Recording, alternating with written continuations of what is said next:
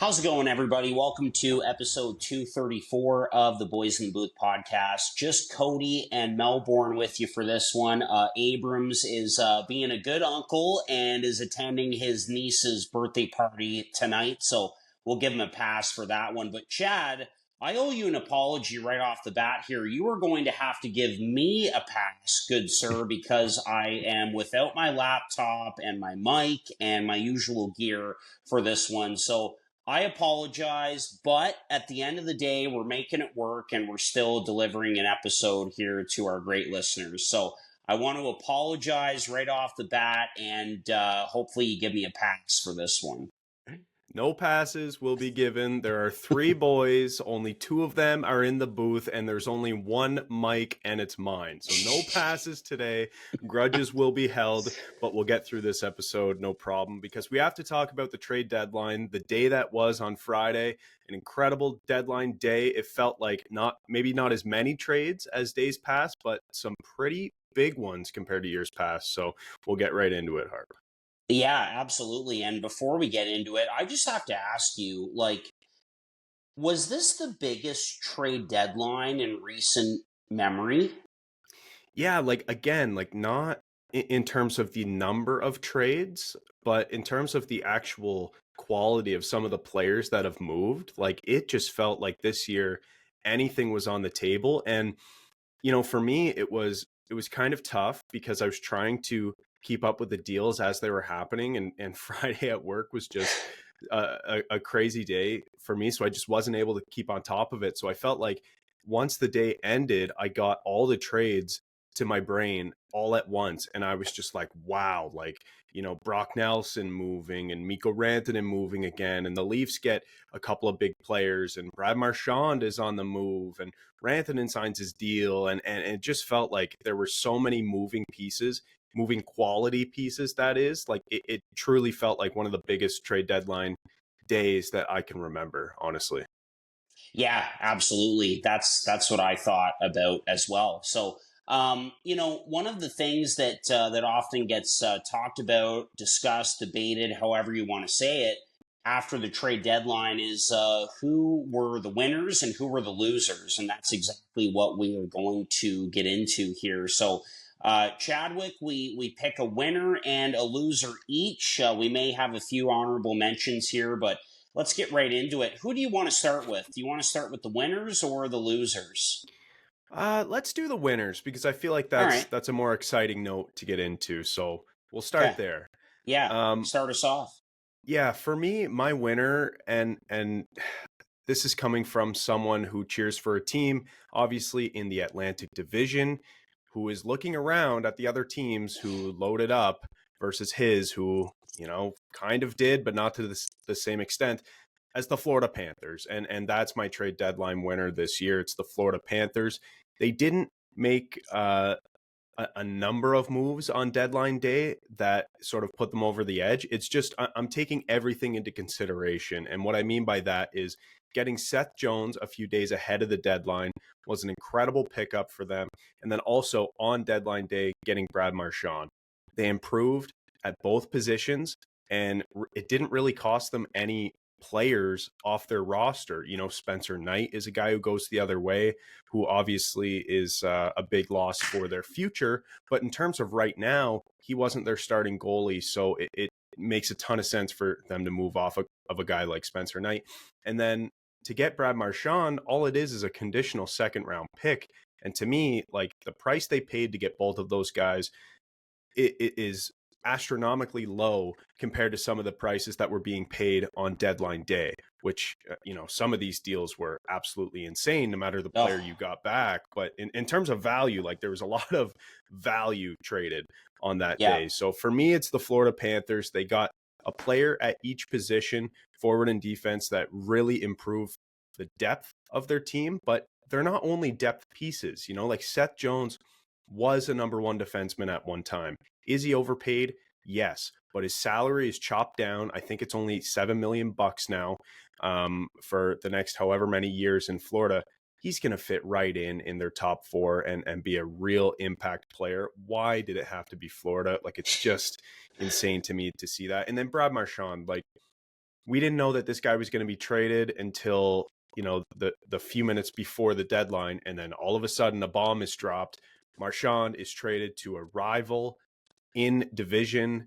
And of course it's Florida. So now they're going to be able to roll out a line of Marchand, Tkachuk, and Bennett against whoever they play in the first round. And God help us, I hope it's not the Toronto Maple Leafs. That's why I think the Florida Panthers won the trade deadline. A++ for me. There are a few other teams in there that I will give honorable mentions to, but for me, at the number one tippy top of the mountain is the Florida Panthers. What do you think? Yeah, well, I mean, it's hard to disagree with that. Like, this team just absolutely loaded up, starting with the addition of Seth Jones on the back end. He was looking to get out of Chicago, and Seth Jones looks a lot better at, just over $7 million compared to the $9.5 million cap hit that he had with him in Chicago. And also, I think it's a bit of an insurance policy for the Panthers if they are unable to come to an agreement with Aaron Ekblad in the offseason, who is going to need a new contract. So, a little foreshadowing there, I think, for Bill Zito and company. But I think Jones will really thrive, and I think he already has in a small sample size with Florida. He won't be asked to do as much as he did in Chicago. He can play on their second pair and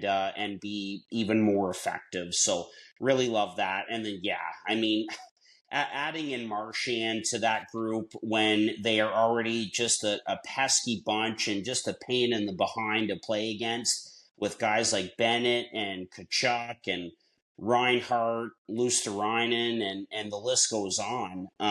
It's just an absolute slam dunk for the Florida Panthers, and certainly a jaw dropper on Friday afternoon. Just before the deadline, hearing that went down, that Marchand is going to a divisional rival from the Boston Bruins. So absolutely incredible work done by Bill Zito.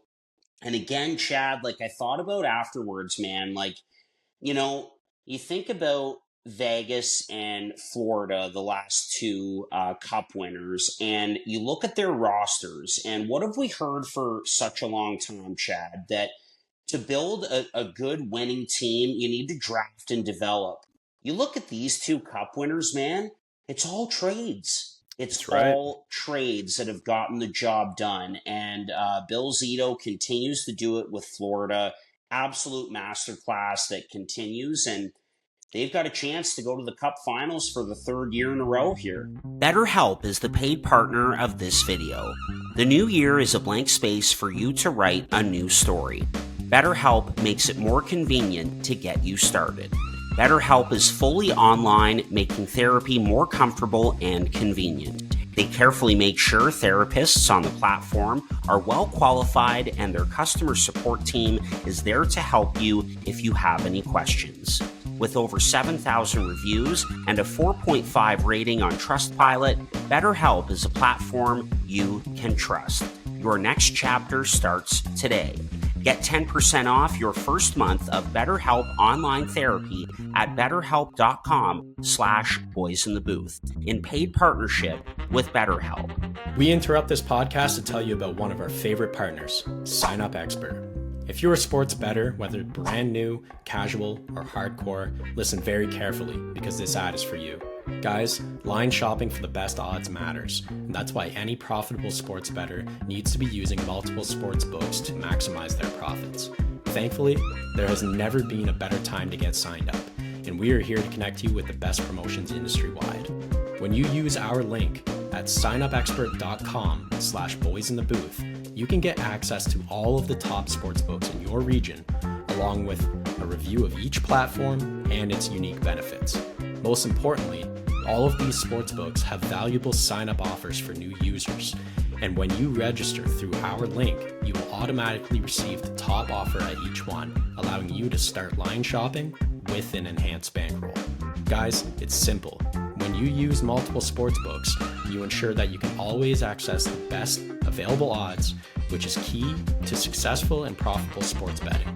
So, If you want to take advantage of these incredible benefits and support our brand at the same time, please consider signing up for your next sportsbook through our link in the description below, signupexpert.com/boysinthebooth. If you're planning on signing up for a new sportsbook anyways, you might as well use our link and support the boys.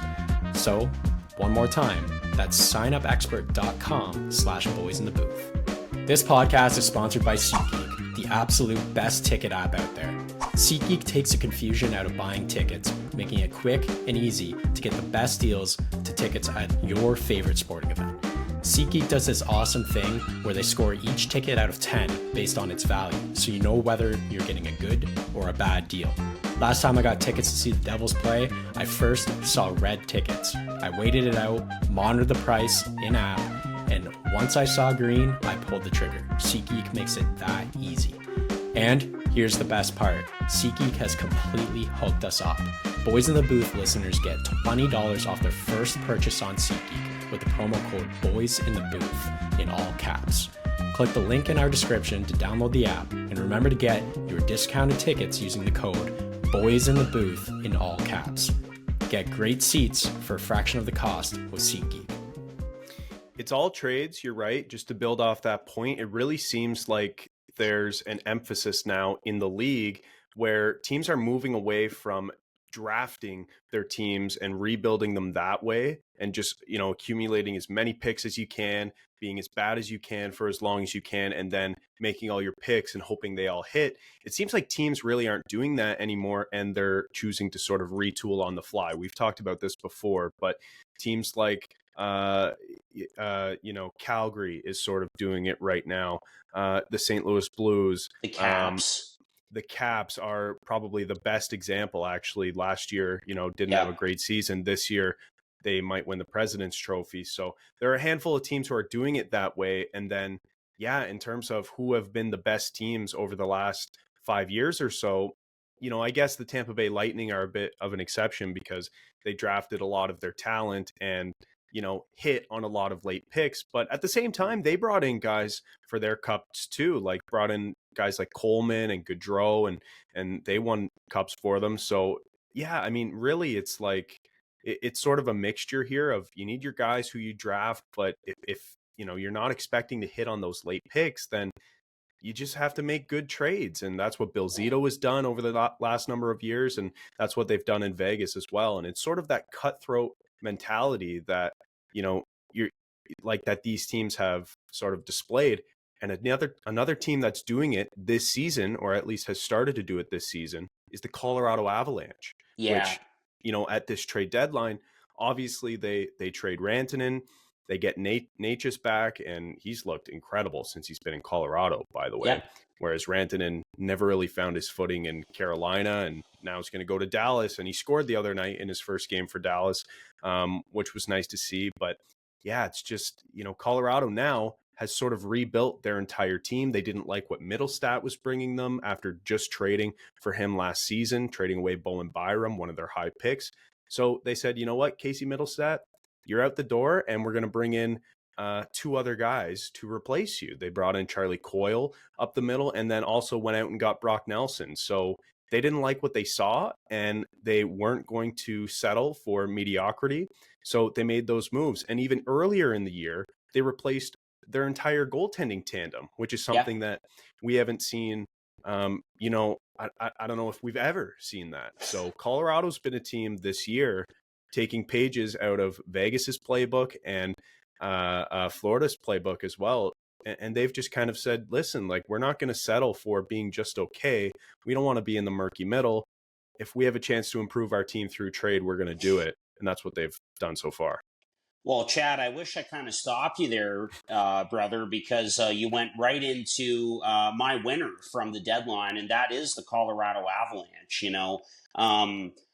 I don't know if we've ever seen a team be able to remake their roster this much in a single season. They've done exactly that. You look at their forward group in the second week of October compared to what it looks like now, and it's completely different. It's much deeper.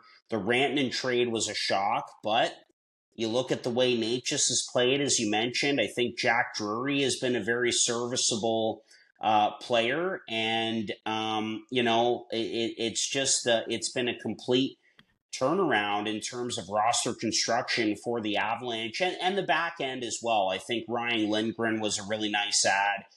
Eric Johnson as well. I mean, what a great story that is, that he could potentially be able to ride off into the sunset with the Avs, and a pretty cool quote by him as well after he got the news that he was going back to Colorado, that he says, look, like, I don't care. I'll play 5, 10, 15 minutes a night, whatever. I'll shovel snow in between whistles. I don't care. So love that factor as well. And, I give Chris MacFarland a lot of credit, because he was receiving a lot of criticism for trading away an elite player like Mikko Rantanen, but look at the way that it worked out. I think they got deeper at the end of the day. It gave them some more flexibility to do some things. Necas has been a great add there, as you mentioned.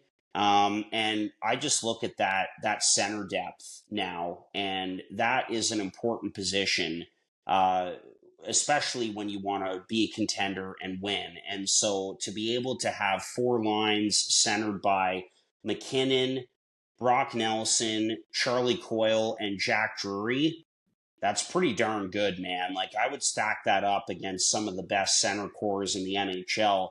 And look, did they pay a high price for Brock Nelson? They absolutely did. They gave up their best prospect in Callum Ritchie, a really good prospect. We've talked about him before on this podcast. And, good on the Islanders for fetching a huge return for a guy like Brock Nelson. But I look at the comments from Nathan McKinnon saying that, we have to go out and get veterans. Like, this is our time. This is our window to contend and win. And that guy just looks so locked in right now, and like, no BS. Like, we are going to do everything we can to win.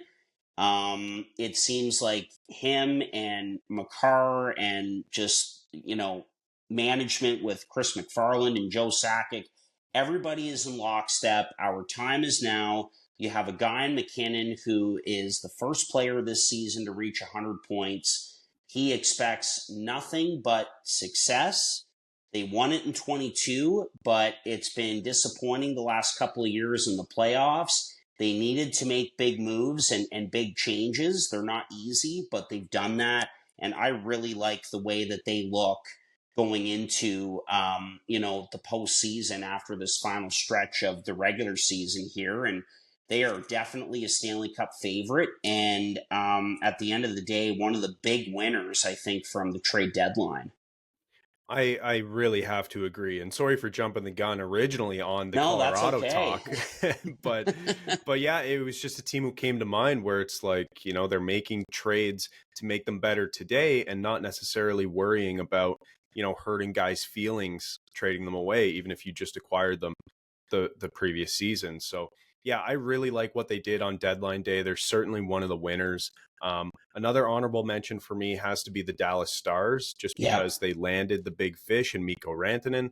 They locked him up to a long-term contract to just $12 million AAV, which is kind of crazy. And I think, honestly, if you were to give truth serum to everyone involved, including Mikko Rantanen and the management group in Colorado, I think they would both probably say they would have avoided this entire thing if they knew that this is how it would have played out. And they would have just signed the 12/8 or whatever it was in Colorado, or the 12.25 or whatever it is, to make the after-tax money work for the player. Because Mikko Rantanen, we've talked about it, is one of the best players in the league, like, period. We don't have to qualify that. Over the past 5 seasons, we've looked at the numbers, and he's top 5 in total points, and he's top 10 in goals as well. So he's an incredible player. he does more than just score points. He's also a physical presence out there, hard forechecker, like kind of does everything. I think the only reason why he's not being paid more is that he doesn't play up the middle of the ice, which obviously is a premium for guys like McKinnon and McDavid and even Draisaitl, who just got a big ticket as well. So yeah, like I think getting the best player available, if you're the Dallas Stars, like that has to be, that has to put you in the winner category. So for me, that's an honorable mention. Another honorable mention is Tampa Bay getting their guy back in Yanni Gourde, also bringing in Bjorkstrand to score. So yeah, like getting those guys, yes, they had to pay a lot, just like Colorado had to pay a lot to get Brock Nelson. But you know what? At the end of the day, you get good players on your team and you go from there, and you don't worry about what it costs because you make the bet that your team is going to be better. You're going to have a better chance to win the cup. And also you're saying to all your players that, listen, we are an aggressive management group who wants to win every year. And that is a great message as a player to hear, because that tells you, oh, okay, we're going to go for it every year. We're going to get reinforcements every year at the deadline because, we're going to be competitive because our management believes in us. So I think they're sending a great message to their team. And again, like, of course, it has to be the Tampa Bay Lightning in the Atlantic Division, like loading up, getting their guys back, bringing the band back together, like, of course. So those are my honorable mentions. Hart, before we move on to some of the losers, two teams we should talk about. One is the Buffalo Sabres. The other is the Ottawa Senators, who made that trade. Some people are saying that, the Sens are up there as a team who could potentially be in the category as a trade deadline winner because they brought some more talent onto their team. We need to talk about the deal that happened, the Dylan Cozens deal, the workhorse from Whitehorse, or as some like to say, the wimp from Whitehorse. Tell me about the deal from your perspective. Who do you think wins it in the now and in the long term? Well, I knew this was going to come up regardless here in this episode. So, was certainly expecting that. Look, I obviously broke it down on the Boys in the Booth Instagram, and you don't want to overreact to just one game, but Dylan Cozens looked like the player that he was 2 years ago in one game with the Ottawa Senators in their overtime victory over the New York Rangers on the weekend. A career high 9 hits and an assist. And so I'll just say right off the bat that that is very real. The fear moving forward that a guy like Cozens gets out of that losing environment in Buffalo and out of a really tough situation there and goes to a team like the Ottawa Senators, who are right in the playoff mix down the stretch here, may get in and is surrounded by, guys like Brady Tkachuk and Tim Stützle and others, and can really thrive. So that is a real fear of the Buffalo Sabres as an organization because of, the names that we don't need to get into who have gone on and had success. And now, one game into his Senators tenure, Cozens looks really good there. But at the same time, you don't want to overreact after one game. And I think at the end of the day, the way that I would describe this is it's a worthy gamble for both sides. It's a change of scenery for two players who are very similar, I think, in a lot of ways, in Dylan Cozens and Josh Norris. They are both, young centers who are locked up on long-term expensive contracts and who have both had tough times, throughout their young careers so far. Cozens, it's more being, just being engaged in the fight every night, not looking like the same player he was 2 years ago, struggling with the fact that, the team that you're on is struggling and losing all the time and that. And then for Norris, it's been injuries that have really affected him. And so I think at the end of the day, this could really be a win-win for both sides. Cousins gets a new lease on life, could really thrive in Ottawa again after one game. It's looking pretty good for the player and the team. And then for Norris, it could look pretty good for him in Buffalo as well. He's a great power play producer as well. And Buffalo's power play is atrocious. So they could use a guy like that on their power play. And look, he's a top six center who, when healthy, is very productive and is a very good player. And I think a guy who could really benefit from a change as well. And in that video that I posted on our Instagram, I did talk about Jacob Bernard Docker a little bit as well. Here's a guy that is a former first round pick.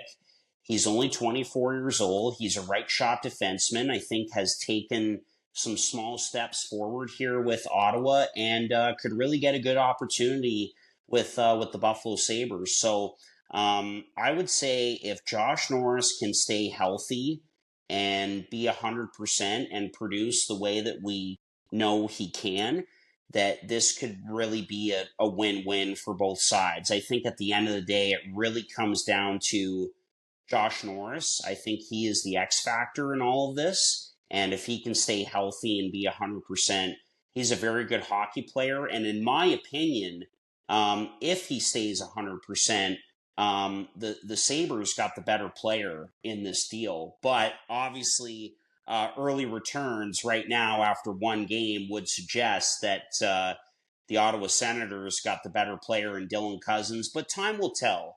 But, again, speaking to the Kevin Adams and the Buffalo Sabres, they needed to shake up this roster and shake up the core of this roster because it's clear that it wasn't working. There is still a ton of work to be done in Buffalo. The fact of the matter is they're last place in the Eastern Conference after being 1 point out of a playoff spot 2 years ago. When you have regressed since then, that's not a good sign, and you have to reevaluate everything. Did he want to get rid of a guy like Dylan Cousins? No. He locked him up to a long-term contract to be a part of this young core moving forward. But these are the deals that you have to make. These are the changes that you have to make to your core to send a message and to change course because things have not worked. And on the Ottawa side of things, I think it's a big statement by Steve Staios. The fact that, we know that Norris is a core member of this team. He is Brady Tkachuk's best friend. We obviously saw how emotional Brady Tkachuk was after finding out that his best buddy Josh Norris was dealt. But I think it's a real it's a real statement being made by the Senators that, we are not afraid to make hard decisions, and our goal is to make the team better as we see fit. And we're going to move anyone off the roster, regardless of their status or contract, in order to make the team better in our eyes and try to get into the playoffs. So, yeah, there was a lot to this one, obviously, but I think at the end of the day, if all works out, it could be a win-win for both sides. Yeah, another one of those deals where it's like you've heard the talk over the past, month or so that Dylan Cousins might want out or that it might not be a long-term fit in Buffalo, but then to actually see the deal get pulled off on deadline day, like it's just great. I feel like that hasn't happened over the past couple years. Like we've heard names out there that, just never get dealt. And this year has been the year where deals are just flying. Like deals are just getting done. And like for whatever reason, maybe it's because the cap is going up and teams realize that, now with cost certainty over the next 3 years, they know what they can fit into their lineup and what they can't. I don't know. But yeah, it's nice to see these deals actually get done. I think you're right, Harp. I think that Buffalo did get the better player. I think Norris is a better player today than Dylan Cousins. That being said, we don't know what the ceiling is for Dylan Cousins. So in 2 to 3 years, that could be totally different. It depends on Norris, like you said, as an X factor. depending if he can stay healthy, if he can produce to the same degree that he did in Ottawa. So yeah, there's a lot to like from both sides, Yeah. obviously, getting a fresh start for two players. So sticking on the Ottawa train before we go to a couple losers from the deadline and then wrap up. I gotta say, one move I really liked that they made was the move for Fabian Zetterlund. I did I wa- too. I like we watched him like we've watched him in New Jersey and then we watched him in San Jose, and he's just sneaky talented. Like the game that the Maple Leafs played against San Jose, I'm not sure if it was the most recent one or maybe it was earlier this year. I'm trying to remember, but I just remember in my head thinking, this Zetterling guy, like he gets the puck and he just rips it. Like he's got a great shot. And yeah, so I think that's a sneaky good ad for the Sens, who can always use more offense. What do you think of that one?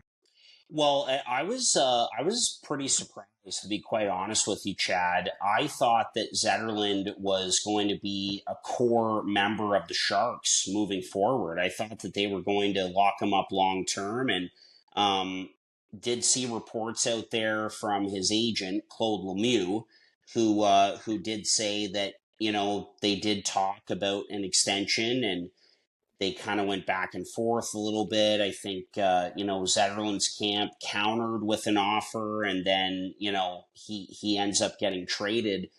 But at the end of the day, I was surprised because I did think that he was going to be a long-term San Jose Shark and be with Eklund and Celebrini and Smith, and the list goes on. However, I agree. It's a great ad for the Ottawa Senators. They needed some more scoring. Zetterlund can score, and he is a strong guy as Hmm. well.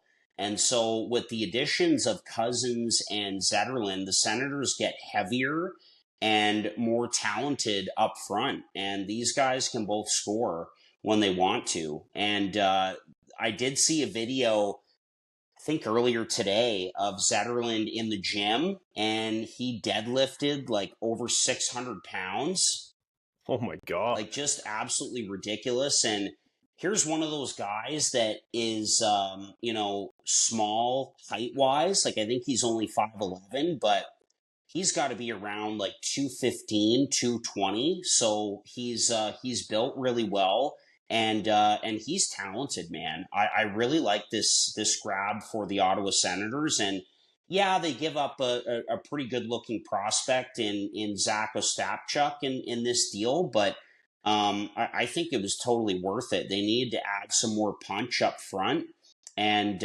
good on Steve Stais. Again, another good ad. I was surprised, but I really like it for the Ottawa Senators. Yeah, I was surprised by it as well. And Ostapchuk, I don't know. I don't think that's if you're Ottawa, I don't think you're torn apart having to give up Ostapchuk for Zetterlund. Like I don't know. And then a second round pick, like I don't know. I was surprised that there wasn't more value there going to San Jose. And like if you're a rebuilding team and you're going to trade away a guy who, like you said, a lot of people are looking to as sort of a part of your core going forward. I'm surprised they didn't get more back for him. But yeah, that deal just sort of caught me by surprise altogether. And, I thought it was a sneaky good ad for Ottawa. Yeah, absolutely. All right, Chad, are we ready to get into our losers here from the trade deadline? Yeah, let's do it. And I can start with a loser here. For me, far and away, the biggest loser of the deadline was the Vancouver Canucks, because they did absolutely nothing at the deadline. And they had to, like, they really had to. They had to pick a lane. Are you a playoff team or not? Earlier this year, obviously, there was the huge debacle between Pettersson and Miller. And they made their choice. They traded JT Miller and they said, you know what? We're committing long term to Elias Pettersson. He's going to be our guy. And all of this controversy and drama is out the window, and we can just focus on being a better hockey club. Well, they haven't been that good since that trade. Elias Pettersson, especially, has been awful since that trade. And I don't want to put this all on him because I'm talking about the management group here in Vancouver. On deadline day, they really didn't pick a lane. And that says to your team that they don't think you're good enough to compete for a cup, but they also don't think that you're bad enough to contend for a top 10 pick. So it's the murky middle. And, right now, when you look at the standings, and I'm just going to pull it up right now, they're 1 point out, right behind the Calgary Flames Yeah. for that final wild card spot.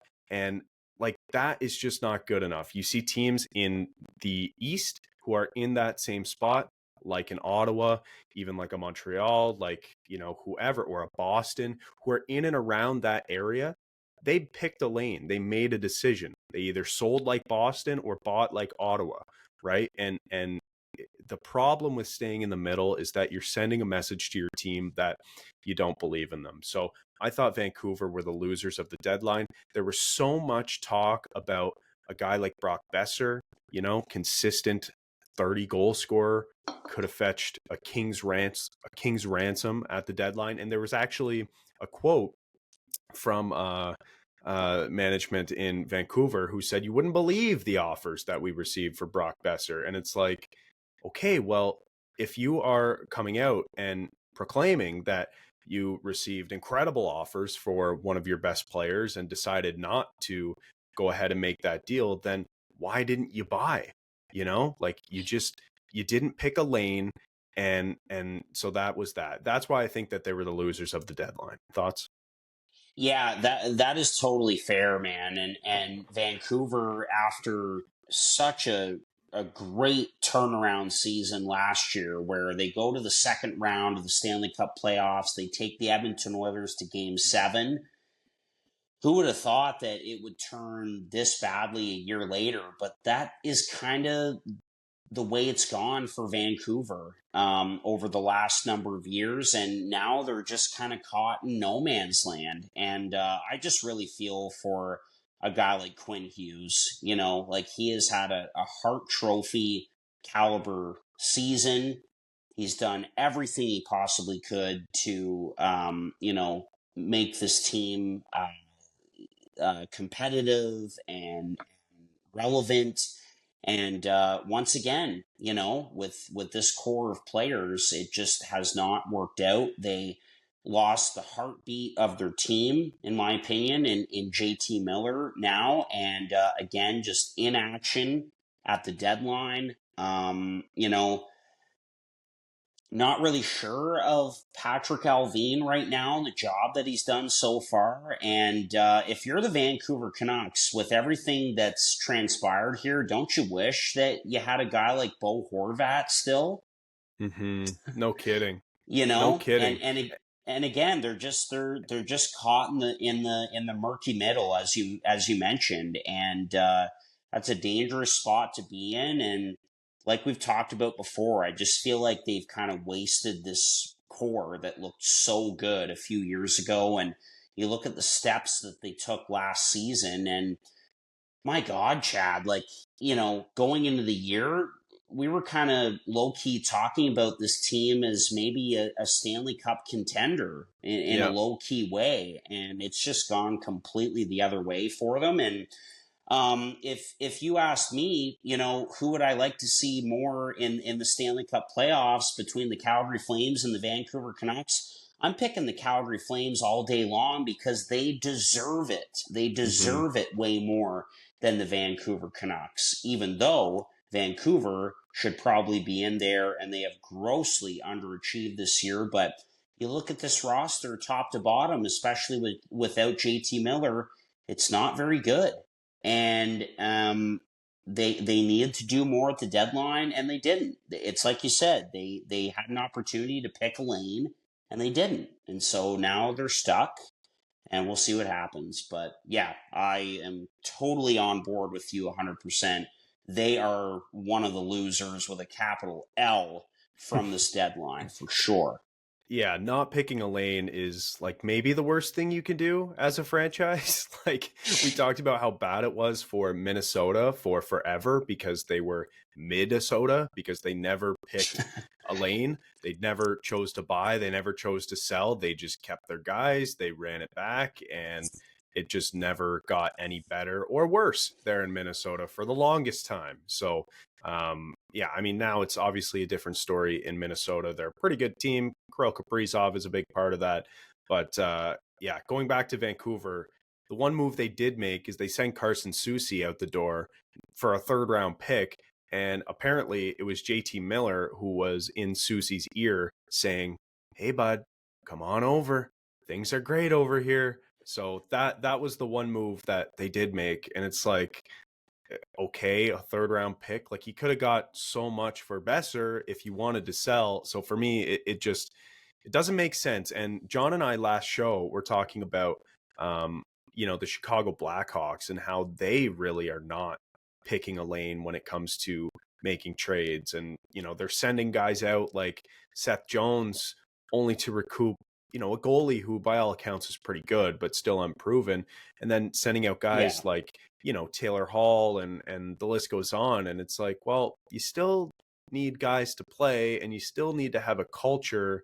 Like, when do you expect to be good? Because you're giving mixed messages here. So for me, like, it's very much giving the same vibe in Vancouver, where they just seem like they haven't made their decision, and you can't operate that way. Like, you have to make a decision and go with it and then live with the consequences after the fact, right? Like, if you buy and you miss, oh well, hopefully you still have those players next year, right? And if you sell, then the whole idea of selling is to recoup assets and you try again next year. So I don't know. To me, it was just egregious. And like, the fact that they did nothing is just like, I couldn't believe it. Well, and again, like, it brings us back to the Ottawa Buffalo trade that we talked about a few minutes ago, and it's the quote from Julien Brisebois, the Tampa Bay Lightning general manager, kind of applies, I think, and it's like, I would rather try and fail than, failing to try, right? Yeah. Of course, I'm paraphrasing, but, again, it brings me back to the Ottawa Buffalo deal, where it's a hockey trade. Could it bite the Buffalo Sabres in the behinds? Certainly, but it's something that Kevyn Adams needed to do, and you know what? Good on him for digging in and trying to shake things up. And again, it's the failure to try, and I think that certainly applies to the Vancouver Canucks, because you're looking at Quinn Hughes and you're looking at Pettersson, the way he has struggled, and you just lost JT Miller not long ago, and all of that. So again, it's just, you would rather see your general manager be aggressive and try something. And yeah, sure, maybe it goes sideways, but isn't that better than not doing anything at all and just being stuck in the middle, as we've kind of mentioned here? 100%. And especially for a team who is, by all accounts, ready to be a playoff team like every year. You mentioned last year their little playoff run and how good they looked, and then making decisions this year throughout the year on guys like Miller and Pettersson. Like, they made their bed, like they made their decision here to be good, it seemed, and then they did nothing at the deadline. So it just confused me entirely. And they're at a point where they probably should be adding, because otherwise you're wasting seasons from Quinn Hughes. You're wasting a season from Kevin Lankinen, who's been incredible for you this year, even though they didn't, necessarily anticipate him being so important. And all of this, it's sort of compared to another team, like on the other hand, like the New Jersey Devils, who also didn't do that much, but I don't really fault them, because it's really not their year. And they're going to be just as good next year. They've got the core pieces. They've got everything. But unfortunately, because of injuries to, a guy like Jack Hughes, who now won't be back all year, even in playoffs, it's not their year. So don't sell the farm. Do your best in the first round, hopefully round or two, and then go from there. But realistically, like, it's not their year. So you shouldn't be, spending all of your assets on rentals. So I Yeah. liked the inaction from a team like New Jersey because they have confidence that they'll be back next year versus a team like Vancouver where you really don't know what the future of this team looks like. And they Right. already made decisions in one direction. So why not just lean into it? Like, I cannot stand the indecisiveness, like the being in the middle. I just think I don't know. I just think it's probably the worst thing you can do for your club. Yeah, no, well said. And going back to New Jersey, was it a disappointing deadline for them? Absolutely. Has it been a disappointing couple of weeks for them? That is also absolutely true. You lose your franchise center for the rest of the season. Dougie Hamilton is now week to week, but again, they are still going to be a playoff team, and it'll be kind of that next man up mentality. So I can understand that our good pal Casey Abrams is not too happy with New Jersey's lack of moves at the deadline. I certainly do think that they tried. I did see reports out there that they did call on guys like Ryan O'Reilly and Braden Shen, I believe, Yeah. to try and do something. But yeah, it's just not their year. But they're still going to be a playoff team, and we'll see what happens. So. Yeah, I want to get into my loser, and I thought about picking New Jersey, but you brought up some good points there, and so I'll move on in a different direction. I think a big loser for me has to be the Detroit Red Wings. Here's also a team that has been reinvigorated by the coaching change. Derek Lalonde going out, Todd McClellan coming in. Although it feels like that has kind of worn off a bit here. The Red Wings have definitely been sliding. And look, this is another team that needs to make the playoffs. They were so close last season, came right down to the bitter end. They didn't get in, and they want to be in the same position as the Ottawa Senators. I think they're only 3 or 4 points behind the Senators right now. I know. There we go. You've got the standings up there, and yeah, like they're still right there. And again, just for a team that is trying to stay in the playoff chase and trying to get in and end a lengthy playoff drought in their own right. um you know it's a team that failed to get anything done, in particularly on the blue line. And Chad, if you could scroll down and just look at their blue line, like, that is not a Stanley Cup playoff caliber blue line. It just Yeah. isn't. When I look at that defense group, I see two guys who really make a difference. Moritz Seider, obviously, he is a cornerstone player for them back there, and then Simon Edvinsson, who is going to be so good for so many years for the Detroit Red Wings. He has really taken a step this year, but outside of those two, it's a dog's breakfast in my opinion. Like, it, and I'm sure you can agree. Like, it just does not look very good. And the one move that they make is trading a young guy like Joe Veleno for Craig Smith, a fourth line veteran, and another goaltender in Peter Mrazek. And by the way, what is going on with their goaltending? The Red Wings have so many goaltenders. And I was talking to our good buddy Luke Sheridan, who, of course, we know is a Red Wings fan. And he said, "Why do we have so many goaltenders?" And it's so true. Like, I don't understand it, you know? I don't know. Like, it's hard to go against Steve Yzerman, but he has made a lot of moves that just make no sense. And I don't see this team making the playoffs now. And I think they really lost out at the deadline. They could have made a move, especially to help bolster that blue line. They didn't. And the move that they did make, it was like, how is that going to make a difference? It's not going to. So the Red Wings are a big loser for me, and I feel like it hasn't really been talked about. Yeah, no, that's a really good pick, honestly. And going back to the goaltending thing, like let me just show you here. I've got it up Yeah, on Puckpedia.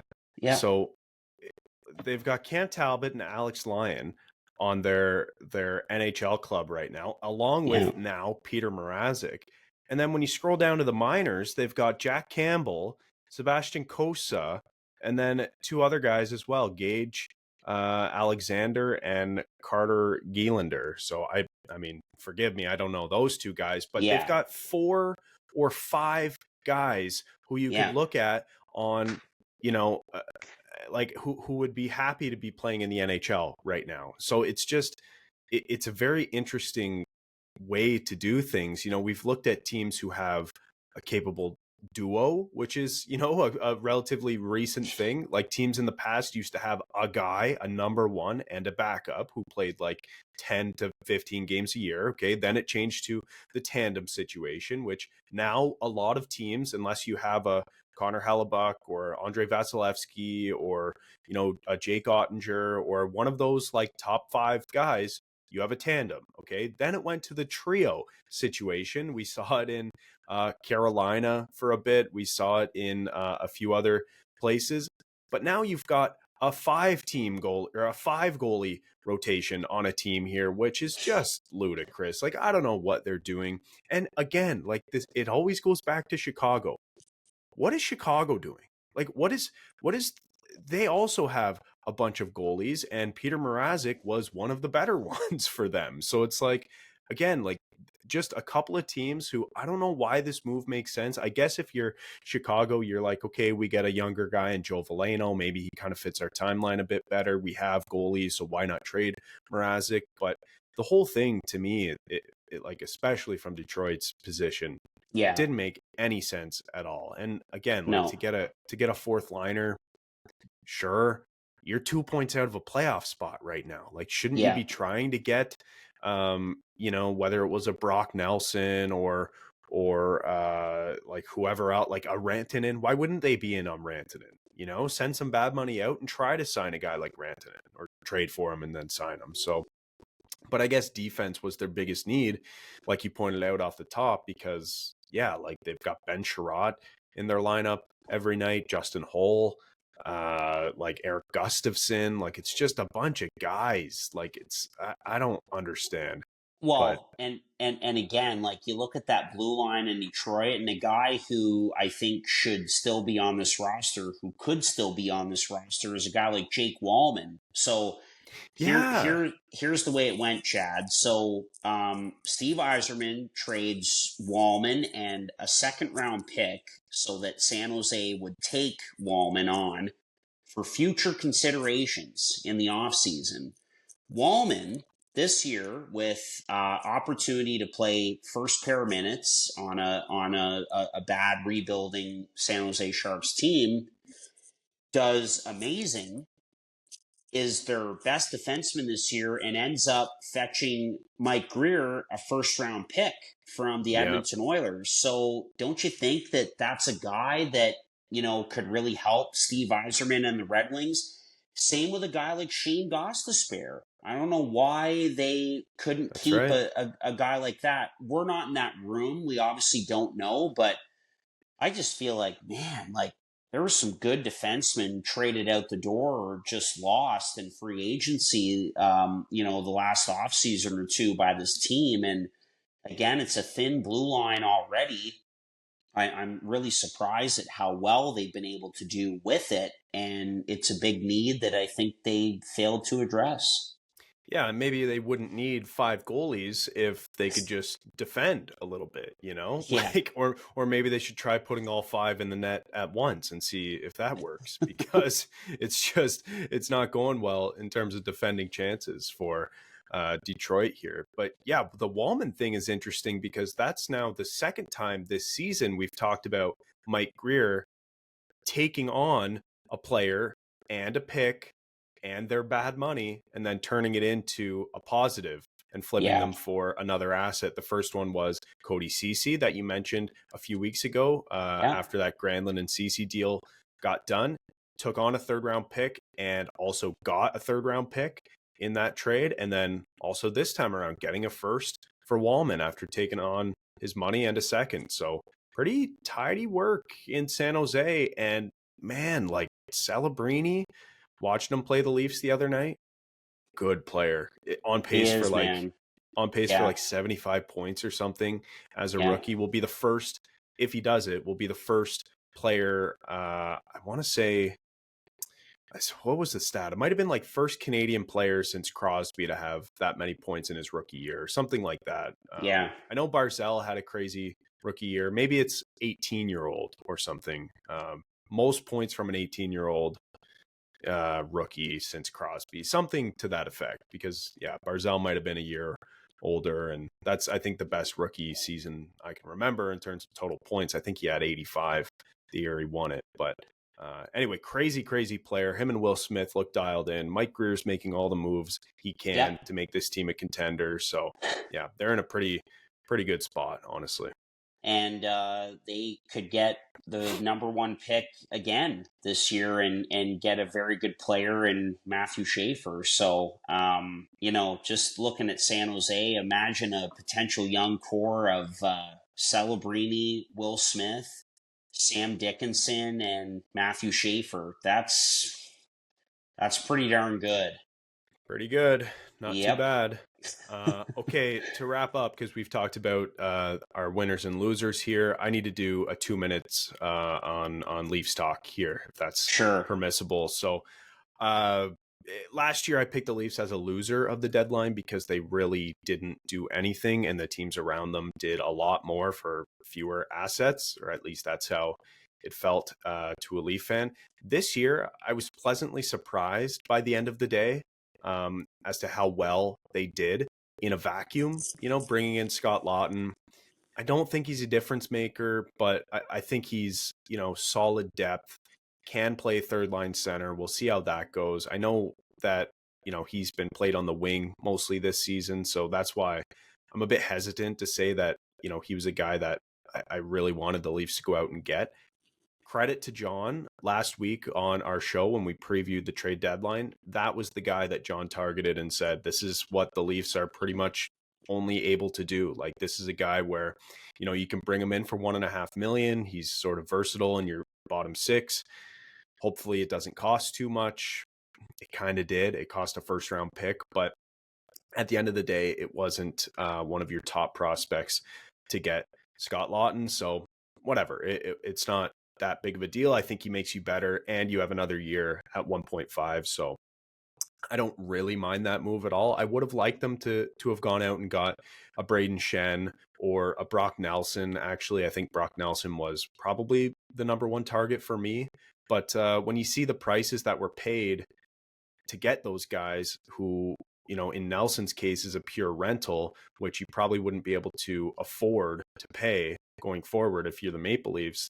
To me, I'm okay with the price for Laughton versus overpaying for one of those other guys. The rumored price for Shen was the equivalent of 2 first-round picks plus. So you'd be looking at, whether it's your 2026 or 2027 first-round pick. Both of those, as we know, were traded out from the Leafs on Friday, plus probably Fraser Minton or Easton Cowan or someone else, plus. So it just seemed like too much for an aging center, and John pointed this out last week. He said, look at the teams who win the cup over the past 5 years. They don't have 2 of their 3 top centers being 35 years old. And that's what the Leafs would have been looking at for the next 3 seasons, assuming, again, they were able to re-sign Tavares and keep Shen around and obviously have Matthews on the top line. So it didn't really make sense money-wise, fit-wise, age-wise, everything, even though I think Braden Shen would have fit in perfectly with the team. Like, moving forward into the future, I just don't think it made a ton of sense, especially when you would have had to give up so much to do it. So I'm not overly bummed, but I would have liked them. I would have liked to have seen a better forward coming in, especially since they gave up that first round pick. But given the market, I think they did okay. And in a vacuum, like I said, it's pretty good. The problem is, you obviously have to compare it to the other teams in the division, who I've already said on this pod, I think did a little better. Yes, they had to pay a little bit more, but they brought in players who I think are more impactful overall. And actually, in Florida's case, I don't think they even had to pay more because they only had to pay a conditional second round pick to bring in Brad Marchand. And I know he doesn't play down the middle, so it's not, an apples to apples comparison, but he's a damn good player. He's still a needle mover, and especially playing on, a second or third line in Florida, I think he's going to be really impactful. So that's how I feel about what they did up front. Moving to the back end, I really, really like the Carlo move. I really do. It's tough for me to see the Leafs give up on a guy like Fraser Minten, and also to give up that first round pick next year, where by all accounts, the first round is very, very deep, and it's a loaded draft compared to this year's draft, which, experts are saying after about the 15 to 18 range, it starts to drop off really heavily and isn't as deep. So next year's draft is supposed to be a really good one.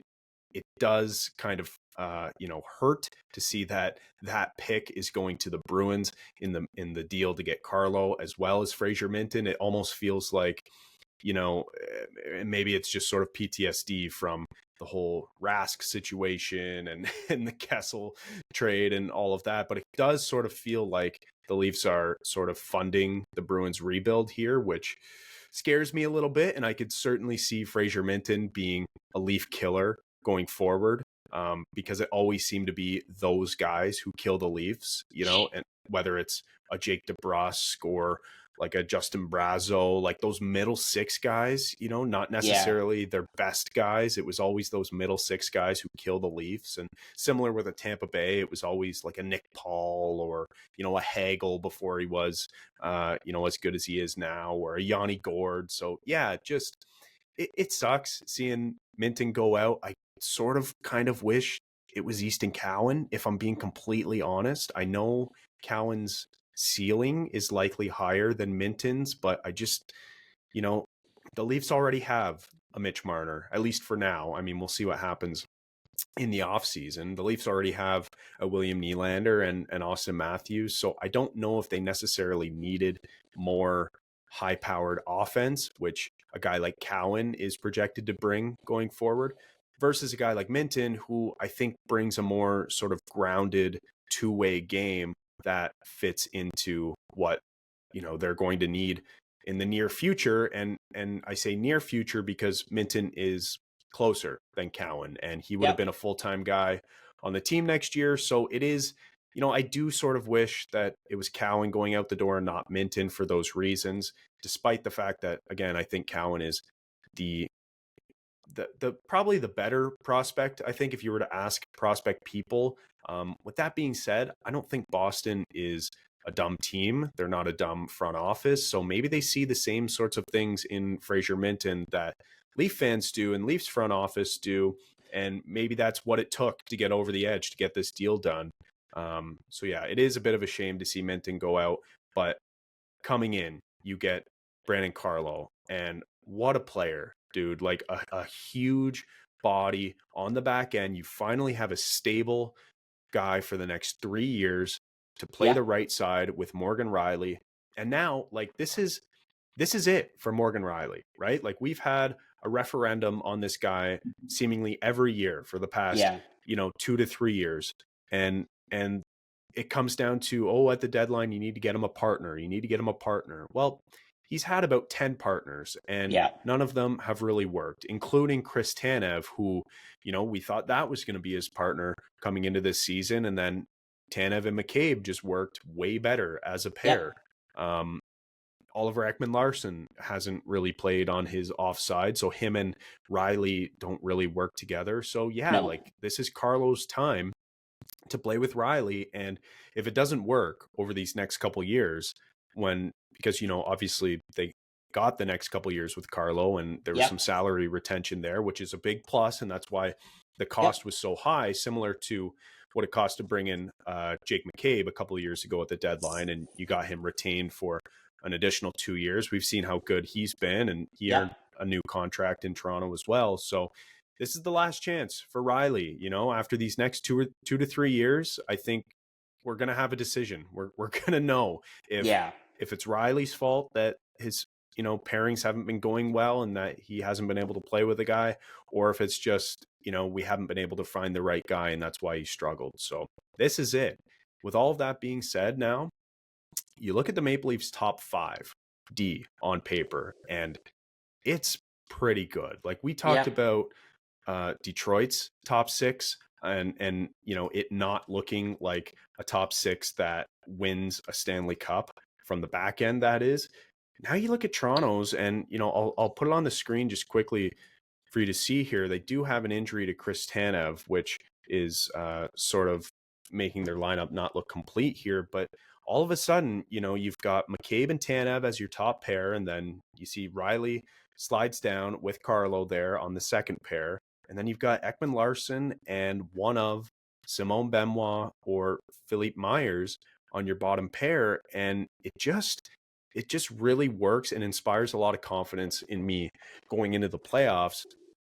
That being said, not that defense was the main, need for this team.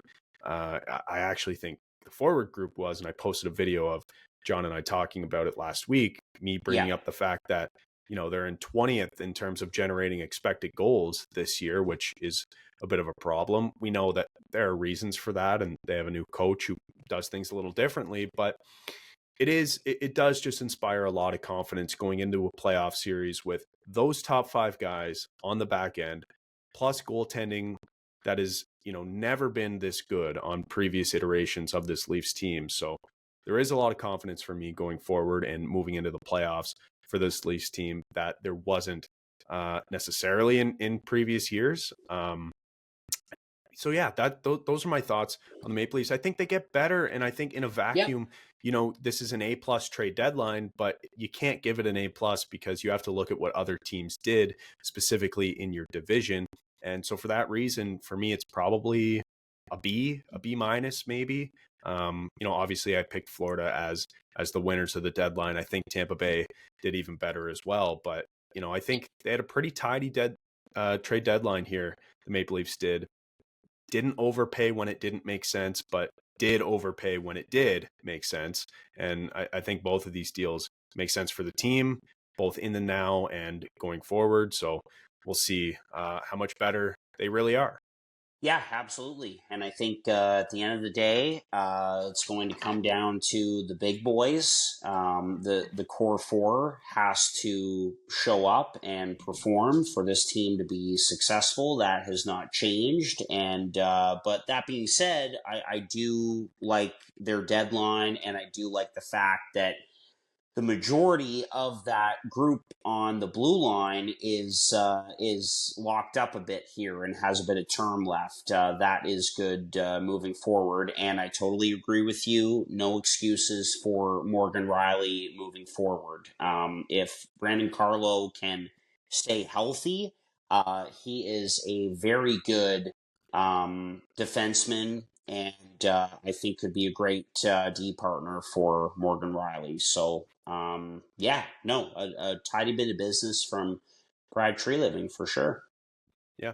So that was all I needed to share. Leafs talk. Just had to, get Leafs corner out of the way so that, I can get it off my chest. But but yeah, overall, dude, like incredible trade deadline. And these last 20 games are going to be incredible in both divisions to look at. I mean, obviously the East we pay attention to more, and the race is way closer, so it's going to be even more exciting for us. But even in the West, like there are some races developing here, so it's going to be interesting to see how the next 20 or so games play out. Yeah, that's right. Anyway, Chad, great to jump on and chat, winners and losers from what was certainly a memorable trade deadline. Yeah, you just echoing what you said, looking forward to the final stretch here. I think the playoffs are going to be incredible. Can't wait for the days and weeks and months ahead. Again, thank you for listening to episode 234 of the Boys in the Booth podcast, and we will talk to you again soon. Cheers.